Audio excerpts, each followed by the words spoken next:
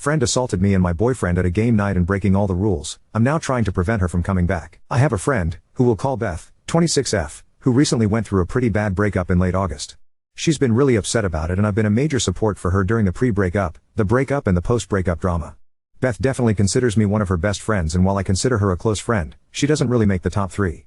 I've been friends with her for 2.5 years but a year of that time we didn't live in the same city. I was also friends with her now ex-BF first and became friends with her after, and am still friends with the now ex-BF. Both Beth and her now ex-BF were part of a D&D group that was comprised mostly of her friends, but after the breakup, the group said they wanted him to stay and Beth could leave if she wasn't comfortable with that and she did chose to leave. I don't know why they picked the boyfriend over her, but it could be because she was shitty or it could be that he was just more fun to play with plus he painted little figures for all of them plus they felt bad for him. The breakup was kinda Beth's fault. I started dating this new guy in July, who we'll call Matt, and I really like him. A month ago we decided to hold a board game night with one of his friends and I invited Beth and her new boyfriend, because I thought it would be fun for Matt to meet Beth plus we needed more players. At the games night, Beth was super disrespectful and wasn't a team player. Matt spent 30 minutes reading the complex rules and Beth said yeah I didn't listen to any of that and I'm just going to ask you about everything LOL, which obviously made Matt a bit annoyed. She proceeded to ask basic questions about the rules which meant we had to spend another 20+ minutes explaining everything to her. Also, she and her boyfriend refused to fight each other and were super annoying together so it really impacted the strategic element of the game because they were instant allies. Later, Matt made a strategic move to invade her lands because it was the easiest thing for him to do in order to get more points and he was apologetic but taking other people's lands is the point of the game. She got super upset and decided to go take a smoke break, so we all had to wait for her, and then was pouty and rude for the rest of the game. She also made out with her boyfriend in the middle of the game quite a bit, not just a fun kiss, like full-on kissing and mild groping. After she left, both Matt and his friend were like well that was awkward. Your friend kinda sucked and I felt the same way. She was bratty in front of my new boyfriend and his close friend, who I was trying to make an impression on. I saw her a week or so later and towards the end of our visit she said BTW, if you and Matt are starting up a new D&D campaign let me know because I got kicked from the other one and I really want to play again and you should include me. And I was like oh yeah maybe I don't know if Matt's group is going to start one anytime soon because they just finished one and tried to be super non-committal.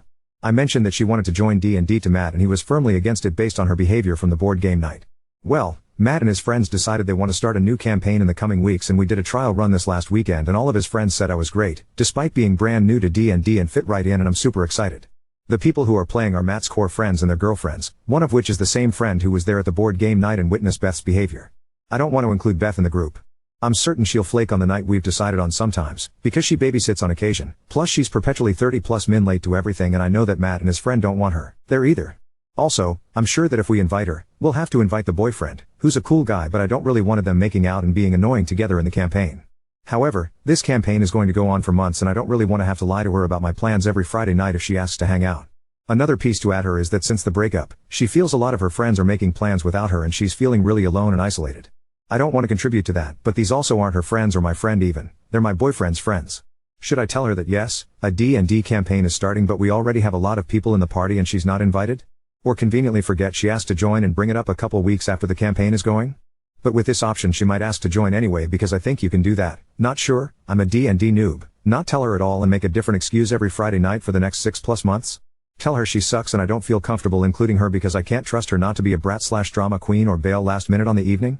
Relevant comments. The Darkspear, it's completely possible to have too many players in a campaign. Just let her know when it comes up that this one is full up. If she whines about it, oh well. It's not like you're disinviting her. You're just not inviting her to a thing you didn't even plan with her. Oop, yeah, she won't see it that way though. I think it's because when it comes to D&D she's feeling particularly touchy about it because the other group chose her exp over her. And now I'm choosing my boyfriend over her too. However, I definitely think I'm going to tell her that the DM only wants a certain amount and it's a core group who all know each other, friends and girlfriends, so I asked but unfortunately he wasn't okay with an additional person. Update 1. While my original post didn't get much attention, wanted to provide an update as the advice I got was super helpful.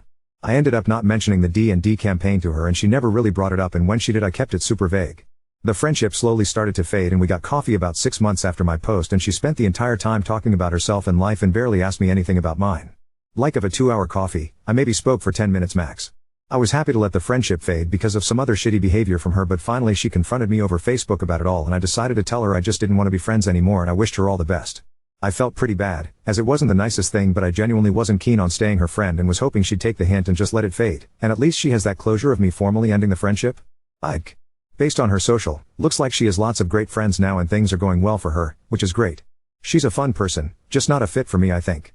The D&D campaign went amazingly. My character actually ended up dying and then being resurrected by a different god in order to kill the big bad guy, and my character ending up dealing the finishing blow. We just started a new campaign that Matt is DMing this time and it's super fun so far.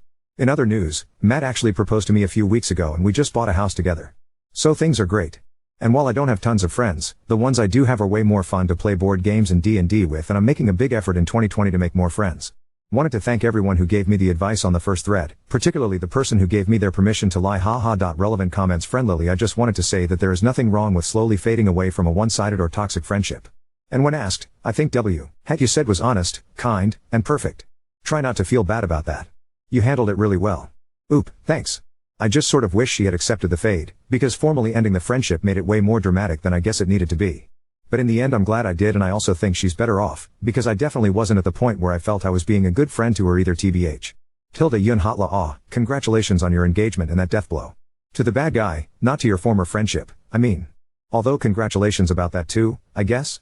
Eh? Oop yeah, it's been a wild couple of years since my original post.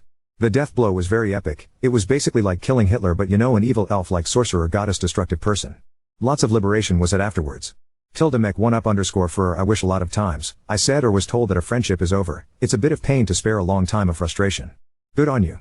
Oop, it's so interesting you say that, because about a year before I posted, I had a lifelong childhood friend who I saw on occasion as an adult awkwardly ghost me, give me one-word responses, be super shifty, etc. I finally figured out they clearly wanted to end the friendship, but I spent a lot of time messaging them, trying to meet up, etc. before I figured it out.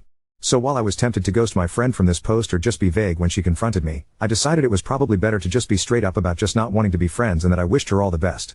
I don't know if it caused her less hurt in the end, but I hope it did.